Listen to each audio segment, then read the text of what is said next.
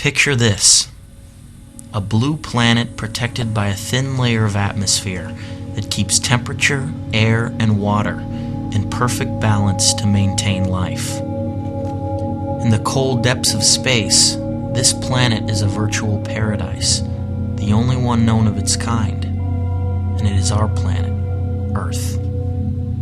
But something is wrong. The life-sustaining systems on this planet are breaking down. What happened? Us. Human civilization and our relentless consumption has brought this planet to the brink.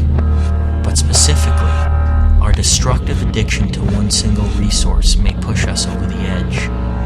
And that resource is oil. Oil is essentially ancient sunlight. Since the dawn of time, plants captured sunlight. After billions of years of decomposing in the earth, this fossilized sunlight became a fuel: oil, coal, or gas. This ancient sunlight has become modern civilization's battery pack. The problem is, oil is a finite resource. We are running out of the very thing our society is dependent on in order to function. But worse, our burning of oil and other fossil fuels has dumped over 700 billion tons of carbon pollution into the atmosphere, as if it were a sewer. We are altering life on this planet as we know it. How? The accumulated pollution causes the atmosphere to trap more of the sun's heat. The Earth's surface temperature is actually going up. This is what is known as global warming. Warming, that almost sounds inviting. That in a world 20 years from now, we will all be living in a tropical paradise, where the extent of our problems will be pondering which SPF sunscreen to use. But don't be fooled. Thousands of climate scientists agree that global warming is not only the most threatening environmental problem, but one of the greatest challenges facing all of humanity. The 1990s alone have been the warmest decade of the entire millennium. Temperatures have already gone up by 1 degree Fahrenheit in the last century. Maybe that doesn't sound like a lot, but it is.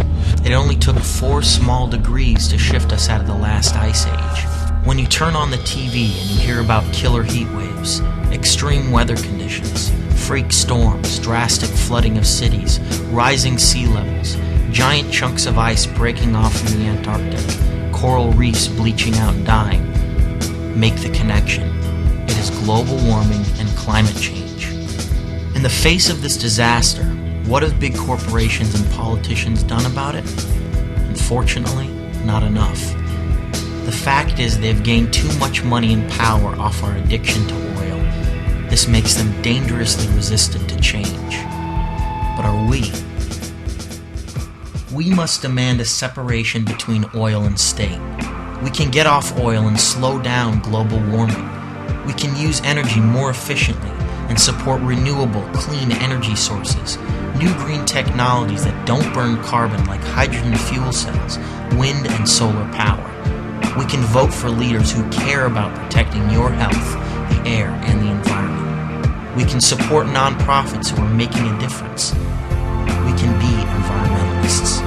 So get educated, stay educated, so we can think for ourselves, and join the fight to save this unique blue planet